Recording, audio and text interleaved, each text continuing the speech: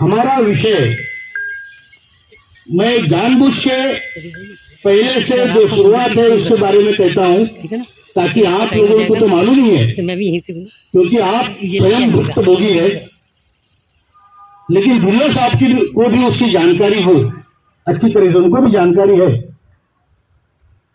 हम लोगों ने हर महीने अपनी सर्विस करते हुए पैसे भरे हैं पेंशन के लिए। पहले 417 रुपए भरते थे, फिर 541 हर महीने भरते थे, आजकल 1250 भर रहे 2014 से। और पूरी जिंदगी सर्विस में ये पैसे भरने के बाद हम जब रिटायर्ड होते हैं, 58-60 साल की उम्र में जब रिटायर्ड होता है कोई भी कामगार, तो उसको पेंशन मिलती है 1000 रुपये। उस पेंशन में एक पैसा भी नहीं बढ़ता और 1000 रुपये पेंशन मिलती है, ये सरकार का दावा है। लेकिन सर मैं बता दूं आपको, 36,60,000 लोग ऐसे हैं जिनको 1000 से कम पेंशन मिलती है और 50 लाख तकरीबन लोग ऐसे हैं जिनको 1500 से कम पेंशन है। अब मुझे बताइए कि एक बूढ़ा एक बूढ़ी 1000 रुपए में 800 रुपए में क्या जिंदगी जिएगी।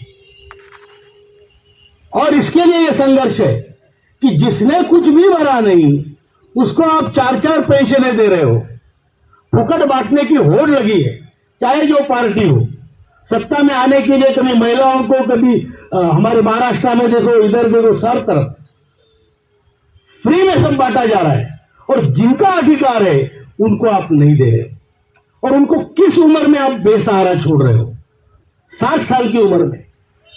वो आदमी जब 1 लाख रुपए 50,000 रुपए घर में लाता था तो घर का बाबा था वो, उसके हाथ में कर्तृत्व था, दातृत्व था, पितृत्व था।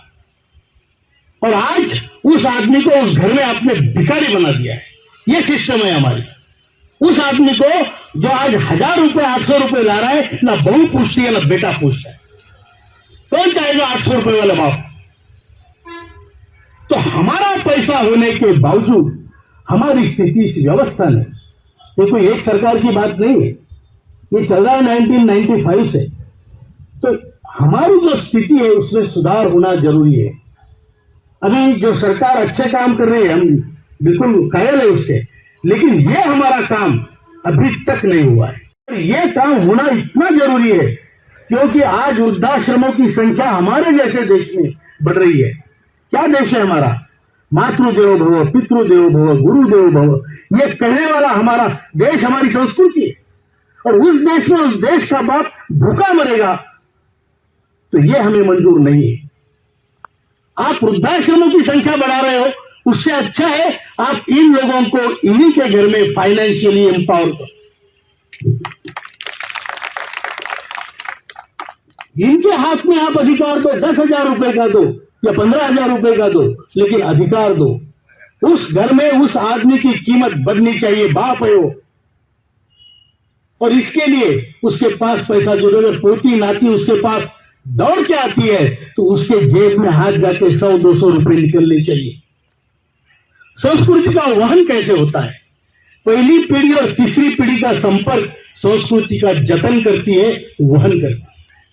और दादा के पास कुछ भी नहीं है तो पोता क्यों आएगा भाई? कहानियां सुनने के लिए कि हमारे जमाने में हमने तीर मारे, कोई इंटरेस्टेड नहीं है। उसको कम से कम 50-100 रुपए के चॉकलेट तो दो। अगर बूढ़ी बहन मेरे घर में आती है कहीं दिवाली किसी और फेस्टिवल में, तो कम से कम 500 रुपए की साड़ी सस्ती वाली देने का मेरा अधिकार है। वो अधिकार ये सिस्टम, ये समाज व्यवस्था और ये सरकार नहीं छीन सकती। ये हमारा कहना है। और इसलिए ये संघर्ष केवल पैसों का नहीं है, ये संघर्ष हमारे आत्मसम्मान का, हमारे वजूद का और हमारे अधिकार का है। और इसलिए ये संघर्ष जारी रहेगा जब तक इस देश का बूढ़ा सुखी नहीं होता। आपकी कितनी भी प्रगति हो, हम ये संघर्ष जारी रखेंगे और हमारा अधिकार छीन के लाएंगे। ये हमारा संकल्प है। हम किसी पॉलिटिकल पार्टी से नहीं है। सहानुभूति हमारे ये आंदोलन को सबसे है, सबने सहानुभूति दिखाई है। आदरणीय प्रधानमंत्री जी से हम जैसे सामान्य लोगों को 2 बार मिलने का मौका मिला है, आधा आधा घंटा चर्चा करने का मौका मिला है, और उन्होंने भी ये कहा है जेन्युइन प्रश्न है, इसका सॉल्यूशन निकालना चाहिए और निकलना चाहिए। हमारे सामने उन्होंने डॉक्टर जितेंद्र सिंह जी जो प्रधान पीएमओ के राज्य मंत्री है उनको बोला, डॉक्टर साहब लिख लो इनका क्या है और इनको किसको मिलाना है मिलाओ। तो हमने बोला अभी क्या सब सारा तो मामला पैसा है, माया है, बराबर है ना। तो हमने बोला फाइनेंस मिनिस्टर से मिलेंगे। तो आदरणीय निर्मला सीतारमण जी से भी हमारी 3 मुलाकातें हुई। मैं इसलिए बता रहा हूं कि ताकि आप हमारी बात जब आगे बढ़ाएंगे तो आपको ये हिस्ट्री मालूम हो और लोगों को भी मालूम। निर्मला जी को हमने बोला मैडम आप मुझे बताइए बाकी पेंशन स्कीम्स को आप पैसे देते हो, यूपीएस में 18.5% देते हो, श्रमयोगी मानधन योजना में सरकार का जो कॉन्ट्रीब्यूशन है 100% है, मतलब मैं 100 देता हूं तो सरकार 100 देती है, और 30,000 रुपए 30 साल अगर मैंने नौकरी की तो मुझे 3,000 पेंशन की गारंटी है उस स्कीम में। हमने बोला 100 रुपए में 3,000 तो हमारे तो 1250 है, उतने मत पकड़ो, एवरेज आप 700 पकड़ो, तो हमारे कितने होते हैं मैडम आप बताइए। तो एक किसी और के लिए कुछ रोल, किसी और के लिए कुछ रोल, ये नहीं हो सकता है। हम भारत माता के सौतेले पुत्र नहीं है, ये हमने उनको बोला। उन्होंने भी कहा आपका प्रश्न जेन्युइन है, आपका मेरे पास अगर कोई आता है आपका पेंशन बढ़ाने का तो मैं मदद जरूर करूंगी। फिर श्रम मंत्री जी को हमने कम से कम 4 श्रम मंत्री बदले हैं, हम 25, 30, 50 बार मिले होंगे, प्रेजेंटेशन हुए, ये हुए पॉलिटिकल विंग। सहानुभूति सबकी है, अपोजिशन के लोगों की भी है, सत्ताधारी लोगों की भी है, लेकिन काम नहीं हो रहा है, ये हमारा सबसे बड़ा मुद्दा है।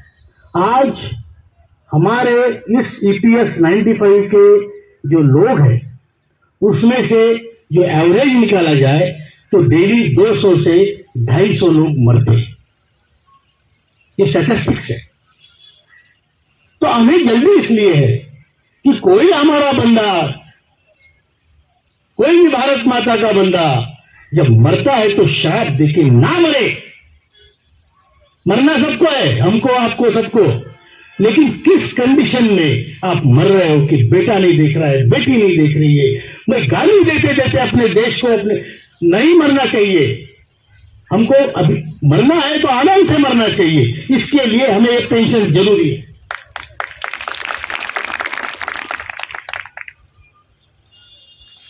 इसलिए हमने इतना सारा, अभी ये हुआ पॉलिटिकल विंग, कैबिनेट सेक्रेटरी के सामने 2.5 घंटे का प्रेजेंटेशन हुआ, फाइनेंस सेक्रेटरी के सामने, एक्सपेंडिचर सेक्रेटरी के सामने, लेबर सेक्रेटरी के सामने, तो top level of bureaucracy also we have covered.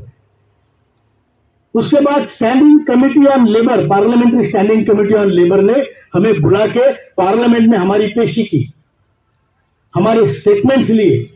उन्होंने भी कहा यह तो आश्चर्यजनक है कि इन लोगों को इतनी कम पेंशन।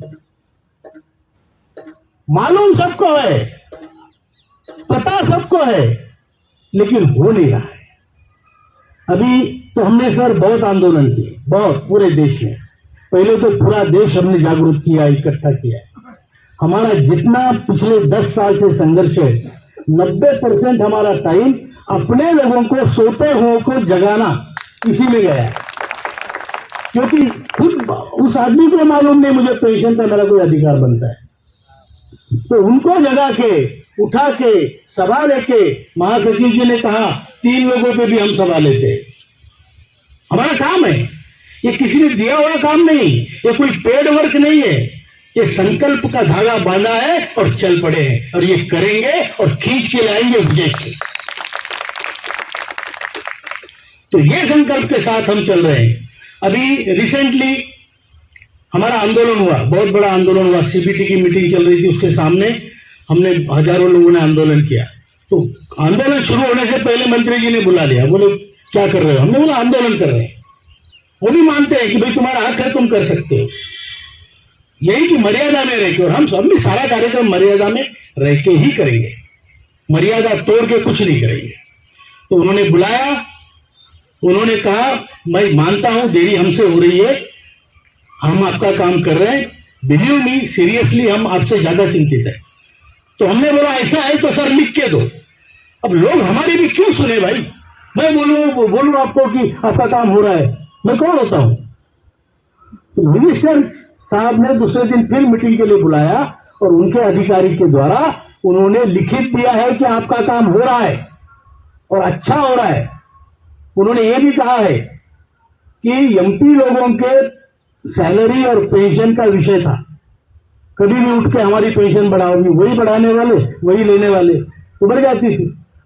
तो उन्होंने कहा उसको रोकने के लिए हमने उनकी पेंशन सेक्रेटरी के पेंशन से, सेक्रेटरी के पेमेंट से, सैलरी से लिंक कर दिया है।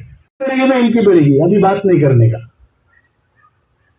सिमिलरली आपकी पेंशन भी साल में 2 बार कैसे बढ़े, क्योंकि आज अगर आपको 7,500 दे दिए तो फिर 5 साल बाद उसमें पान भी नहीं आएगा, खाना भी नहीं खा सकेंगे एक टाइम का। तो उसका लिंक भी वो कर रहे हैं, ये उन्होंने कहा है। श्रम मंत्री मनसुख भाई मांडविया जी अच्छे इंसान है, अच्छे मंत्री है, हमारा काम करने जा रहे हैं, बल्कि उनकी वकालत नहीं कर रहा हूं, लेकिन जो बात है आपको कहना चाहिए।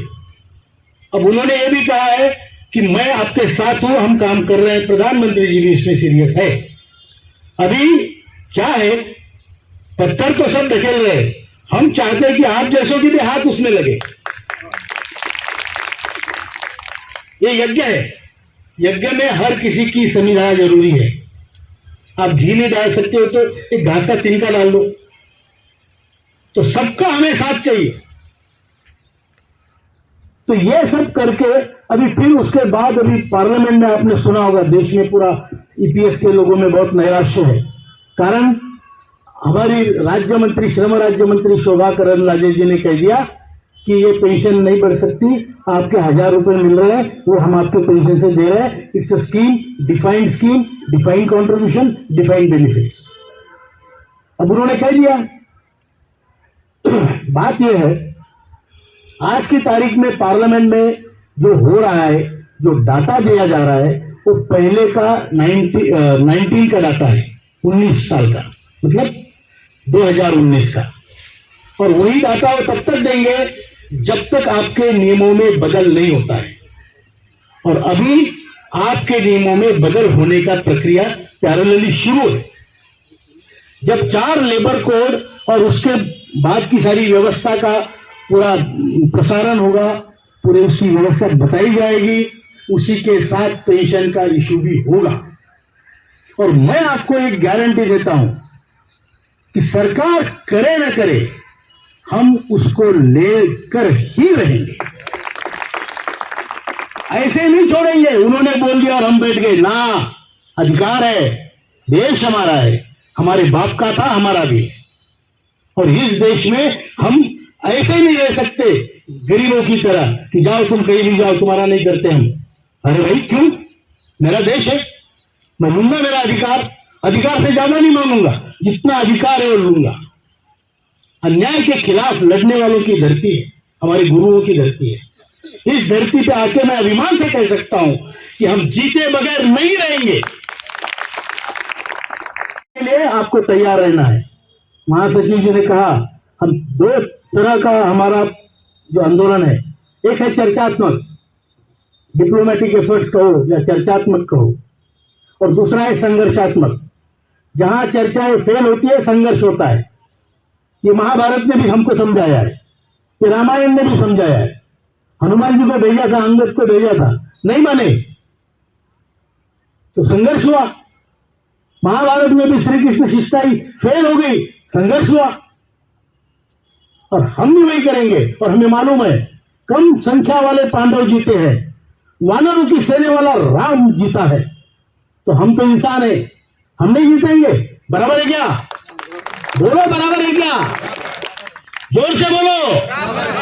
मैं बताता हूं, बूढ़े शेर है, ना दांत ना नाखून, लेकिन दहाड़ सकते हैं कि नहीं? दहाड़ सकते हैं कि नहीं? तो दहाड़ो। दहाड़ से भी दूसरे डरते हैं, बराबर है। तो इतना ही कहता हूं और आपको आज इस सभा के माध्यम से मैं बताना चाहता हूं कि जीत आपकी होगी, बहुत जल्दी होगी। और जब जीत होगी तो हम गुलाल लेकर यहां पे आएंगे, पक्का आएंगे। और इसीलिए आप सबसे मिलकर बहुत खुशी हुई। गुरु साहब यहाँ स्पेशली आए, बहुत बहुत धन्यवाद सर आपका। 2 नारे लगाएंगे हम सब। कितने बैठे हैं? एक डिपार्टमेंट से है क्या? नहीं, अलग अलग डिपार्टमेंट से, अलग अलग मजहब से, धर्म से, कोई फर्क नहीं पड़ता। भारतीय है ये हमारा क्वालिफिकेशन, और ईपीएस की पेंशन पाते हैं दूसरा क्वालिफिकेशन। हम सब आवाज दहाड़ना जरूरी है।